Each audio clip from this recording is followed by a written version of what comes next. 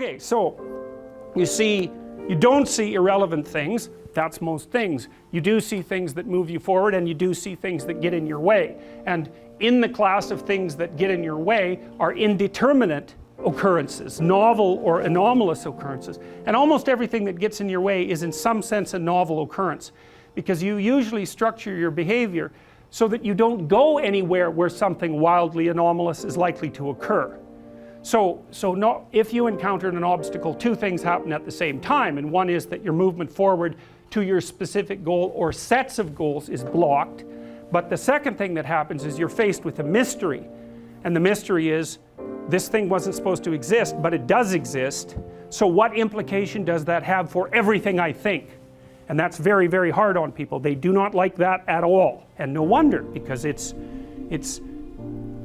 the constrained chaos that's underneath everything, inhibited by your contextual knowledge, that suddenly popped its head up into your world. It's like the shark in the movie Jaws, which is of course a mythological story. It's exactly that, and it's exactly what that movie signified. A safe vacation paradise, all of a sudden threatened by some subterranean thing that can pull you down and that destroys the peace and the harmony of that particular community. It's a dragon story, it's a hero myth, it's the story that people have been telling forever. And what you can think of that thing that reemerges, that shark that rises up from the depths, or that whale, or that dragon, or that predator, or the foreign invader for that matter, or the barbarian. They all fit into the same category. That's what had been deemed irrelevant suddenly manifesting itself. And when you think about how much is deemed irrelevant, the fact that it suddenly manifests itself, that's exactly the purpose, for the reason for the trauma. It's like, well, I've eradicated from my conceptualizations 99.99% of everything. It's zeroed out, and all of a sudden I've made a mistake. Bang, I don't know where I am.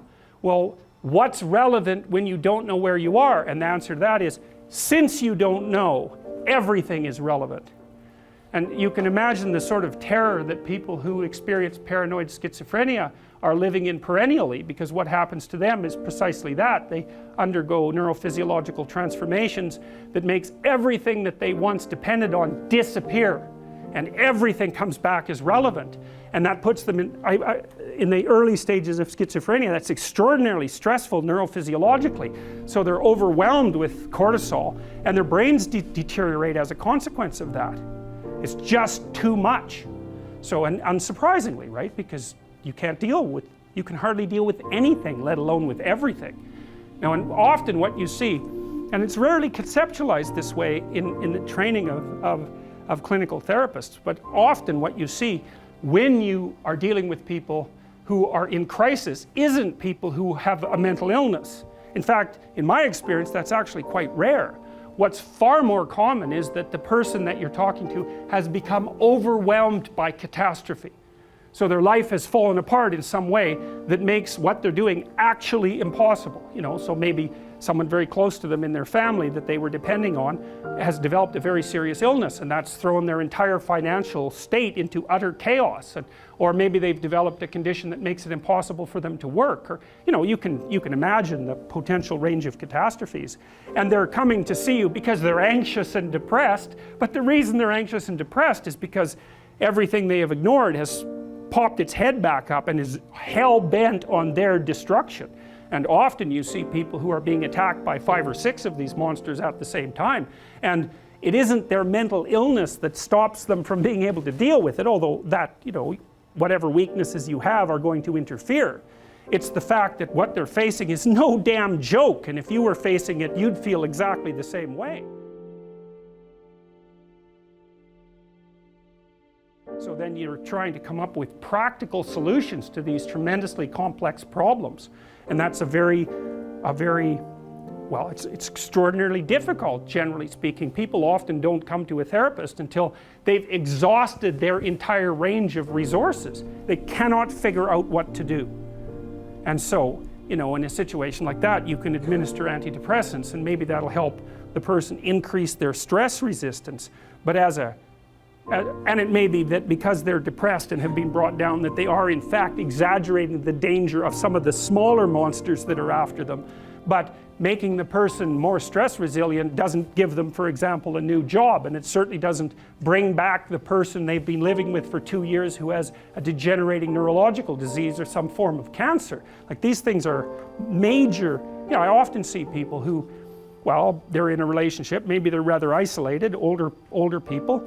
One of the partners is dying and their entire financial situation has become catastrophic. It's like, that's not a mental illness, man. I mean, they may have got into that situation because of one inadequacy or another, but you don't even want to push that too far, because that sort of thing can happen to anyone, and will in fact happen to most people in one form or another, at least at some point in their lives. So you want to be damn prepared for that.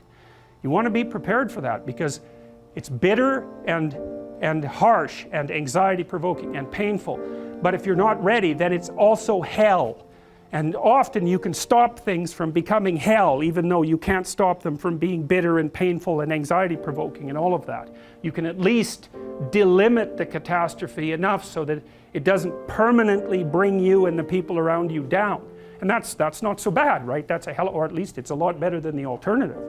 So this is the problem, you know. Things object, things are obstacles. Well, how big is the obstacle? It's the same question as how big is the predator that's lurking outside the door of our cave.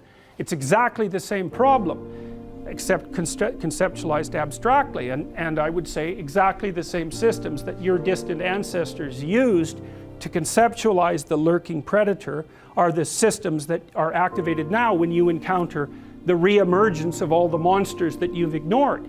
It's the same neurological platform. You think, well, how could it be otherwise? Because evolution is a conservative process. Everything about you is built on ancient foundations, right? Very little new, and certainly very little radically new, comes into existence. It's mostly tinkering with structures that have been around forever, like your body plan, for example. That's unbelievably old. I mean, you share that with lizards, roughly speaking. So it's incredibly ancient.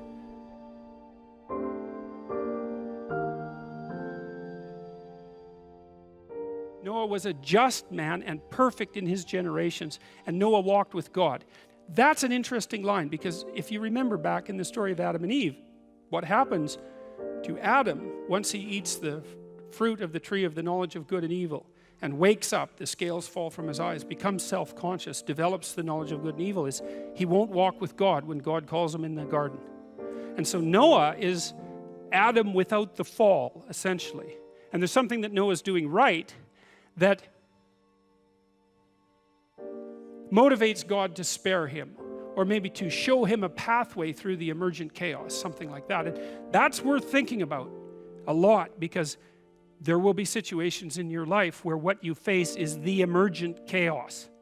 And maybe that'll be some terrible catastrophe inside your family, or maybe it'll be something that's occurring on a much broader social level. But the chaos is coming.